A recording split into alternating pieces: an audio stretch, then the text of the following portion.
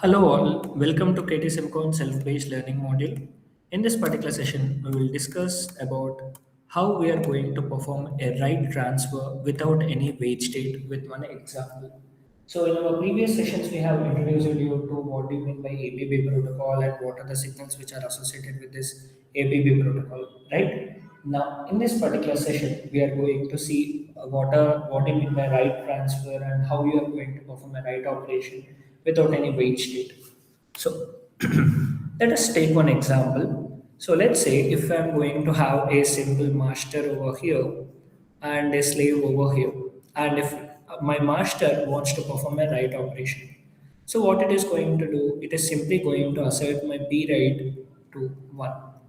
So P write signal will be equal to 1. Then that means the data transfer will be in the direction from master to slave. Okay.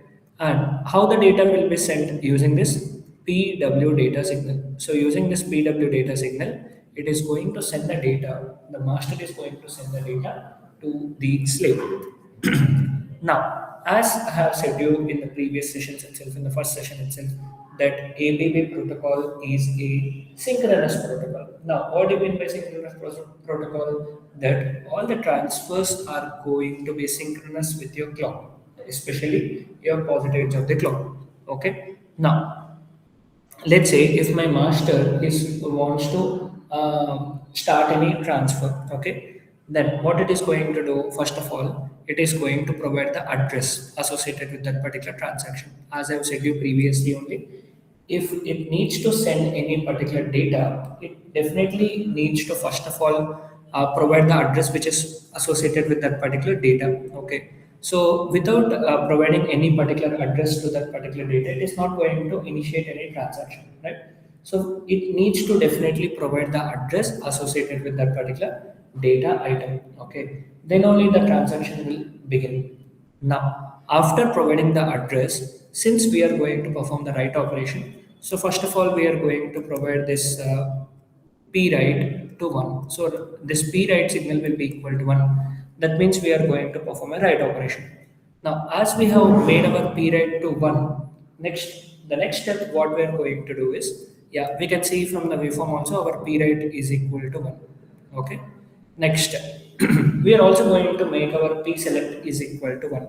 Now, what is this meaning? If we are making our p select is equal to 1, that means we are basically enabling a particular slave or selecting a particular slave. If our p select was made to 1, then we have selected a particular slave. Out of multiple slaves we can have, out of that particular slaves, we have selected a particular slave when our master has asserted our p select to 1. Okay. Now here we have something known as p enable.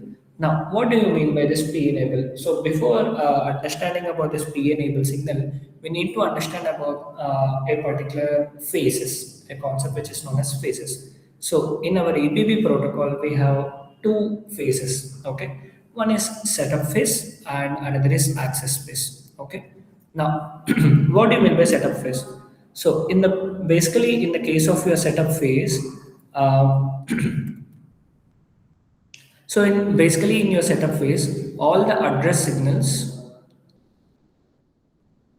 must be valid. So this is the phase where all your address signals and control signals should be valid. And in the case of your setup phase, your P enable will be equal to 0.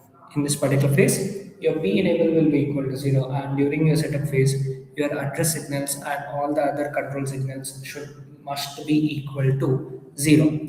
And next phase which we are going to have is our access phase. So in the case of your access phase, you are going to have your P enable signal to 1. So in the case of your access phase, your P enable will be equal to 1. And in this particular access phase, or you can say about your enable phase, you are going to perform either data write operation, or you are either going to perform data read operation. Okay, so in this access phase only, you are basically going to access your slave. Okay, in the setup phase, you are basically setuping or you are configuring the things. And in the case of your access phase, you are actually going to access the slave. Okay, so that is what. So in the T1 to T2 cycle, This is nothing but your setup phase. And T2 to T3, it is nothing but our access phase. So in the setup phase, we are basically setuping the things, and in the T2 to T3, we are basically accessing the slave. Okay, and now here in the access phase only, the slave is going to consider this particular data. You can see in this particular example, the PW data is provided in the setup phase itself. The PW data is provided in the setup phase itself, and the control signal like P rate is also given and P select is given. But the slave has given the access in the access phase itself. Whenever our P enable is equal to 1, then only our P ready was equal to 1. So before that it was unknown. So whenever our P ready is equal to 1, then only our master will start our communication and it is going to communicate with the slave. So this is how your master and slave are going to communicate, and master is going to perform the right operation. So that's all about this particular session. Thank you.